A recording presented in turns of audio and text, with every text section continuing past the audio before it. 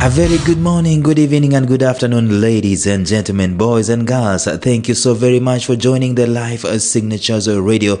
It's a daily show, a daily podcast, a teaching podcast. Actually, I've been saying of late, this is a teaching podcast. I don't come here to entertain, I come to inspire, I come to teach, I come to motivate, I come to give you information that is a virtual incubator for free on the subjects of purpose, productivity, and resilience. I don't know how long it's going to be for free. Probably at some point in time, I'm going to lock it so that people can be able to appreciate the message. Sometimes I saw someone wrote on social media that he put a fridge out there in these developed countries and he said it's for free, you can pick it up, and nobody picked it up. And then the following morning he said it's $50. Someone stole it. It looks like when you put value onto something, people treat it valuable. Anyway, we are in the middle of a series. We are talking about deficiency, self-deficiency, and how to overcome it. We've been looking at several weapons you can be able to use to overcome self-deficiency. And one of those weapons that we've been talking about is taking action, doing some activity. Today we're going to take a look at one of the things that we can be able to do in terms of action. What kind of action can we be able to take? And in turn, it will help us to kill or to minimize or to take care of the spirit of self-deficiency that we are having in our lives. Stay tuned.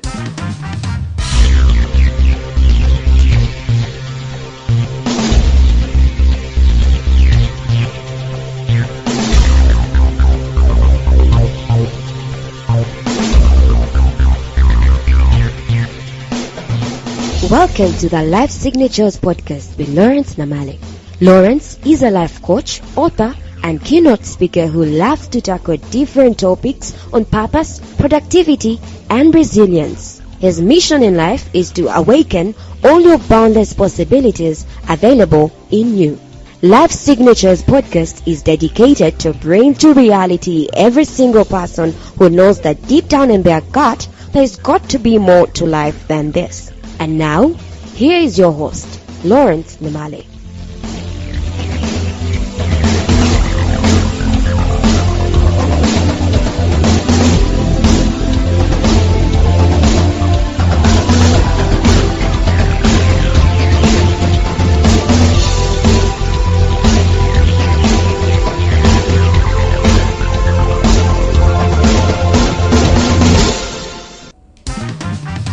If you want to know what we've been discussing over the past several episodes, please you can go back and check maybe 6 or so episodes back. We've been looking at exactly how we can start solving the issue of self-deficiency. We've said that self-deficiency can be an illusion. In other words, you think you're bad, you're not needed, and so on, and it's absolutely untrue. You can be in the presence of someone who feels like they're not wanted, and you actually want them. You need them. But they feel in themselves, they feel that they are not wanted, they are not needed. They feel that they are not good. That is self-deficiency. And let me tell you, self-deficiency can be a very debilitating thing. It can affect you even in your relationships. You feel like your friend or your loved one doesn't want you, but you are wanted. And you can even start accusing them. Because you feel self-deficient, you don't feel like you belong, don't feel like you're needed.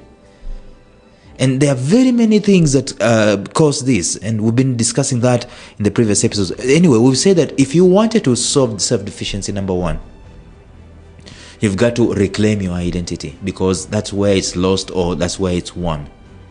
If you feel your identity is lost, and your identity can be lost in very many ways. Number one, the environment that you're raised up can be a very poverty-stricken environment, and you feel like, I'm poor, I don't belong, and so on and so forth. Number two, it can be the things that you go through. You can go through something that makes you think like you're not even needed in this world, especially if that thing is consistent and so on. Some people have some different types of sicknesses that make them feel they want to withdraw out of society and so on. And then thirdly, it can be things that are spoken, words that are spoken by people in authority into your life. You're just a stupid person. You're just this, you're just that. You will never amount to anything. You hear that long enough, and guess what happens to you? You feel self-deficient. So you've got to reclaim your identity. How do you reclaim your identity? By going back to the beginning and saying, I am a child of God. You refuse to be imputed upon by these outside forces. You start looking inside of you and you start believing against all the odds that you are needed, that you are here for a reason, for a purpose, that you're a person of purpose. In fact, number two, if you wanted to sort out this issue of self-deficiency, number two, you've got to start self-development.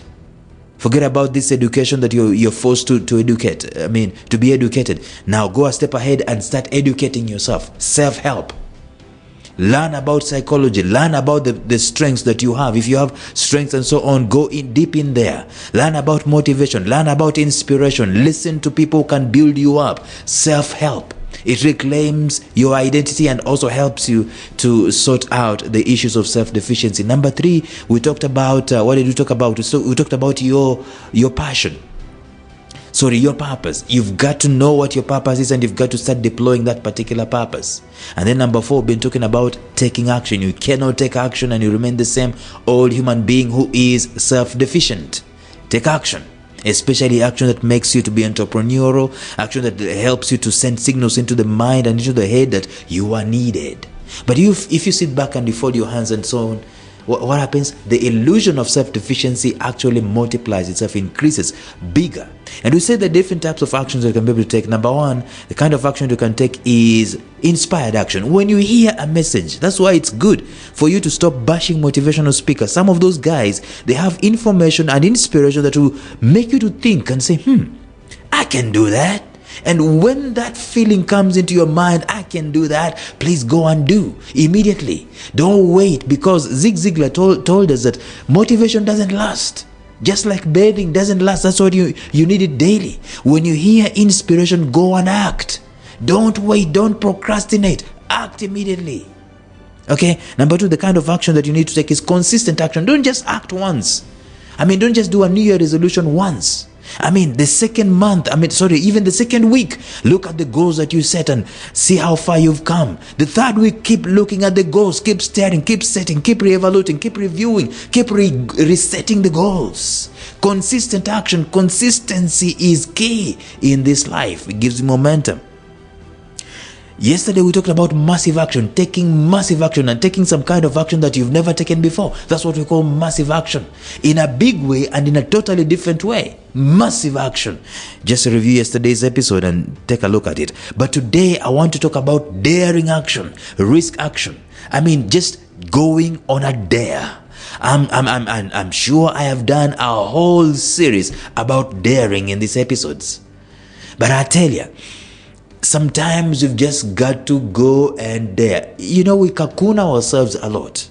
When we cocoon ourselves, you know what happens when we're in our own cocoons? What happens is that our self-deficiency is comfortable.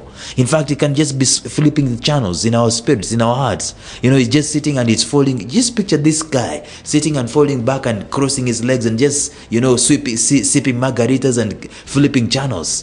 That's what self-deficiency does when you are not taking risk, daring actions. You will never be the same when you dare to do mighty things. It's this man, I've forgotten his name, but Roosevelt. He said, far better it is to dare mighty things, to win glorious triumphs, even though checkered by failure, than take rank with those poor spirits who neither enjoy nor suffer much, because they live in the great twilight that neither knows victory nor defeat. As in, you're going to be defeated. You might be defeated, you don't know, but you might win, you don't know. The knowing is in the taking of the action, as in massive risk to take that particular action. When is the last time you did something daring? When is the last time I did something daring? Some of you might marry her, but you're scared to death. Your self-deficiency is scaring you to death. She might say no, and so you just keep winking in the dark. You don't even approach her because you're scared. Let me tell you something. You might lose her, you might gain her. Just go take action. Risk. Die today. Draw a line in the sand. Today is the day I'm going to say, today is the day I'm going to approach her. If I die, I die. That is what they call risk action. Let me tell you this. There is no way you're going to risk and you remain self-deficient, because in risking, what happens is that your real self come to the fore, and the fears are actually dealt with. You will not be the same man again, because once you've done a risk, whether it's a failure or it's a success, it's immaterial. The material thing is that you've become someone new. You've become self-acquainted with yourself. It means going outside your comfort zone and doing something crazy. Something that scares you, something that you probably have not done in a long while. It might be as fun as going out bungee jumping. It might be as serious as seeking an appointment with the CEO of a particular company to pitch your idea. The spirit in doing it is the spirit of adventure. And it's nonchalance. You're not investing in the outcome. You are investing in the process. That's what nonchalance means. You're not investing necessarily in, will I get her hand? Will she say it? No, that's not the point. That outcome is a bonus, but what you're investing yourself is in the process. Am I daring enough to do this? Am I going to kill myself? Now I'm using the word kill myself as an analogy because sometimes we are so much alive. We're so much alive in our comforts. And sometimes we need to kill ourselves, kill our egos. Let me use that word, kill our ego.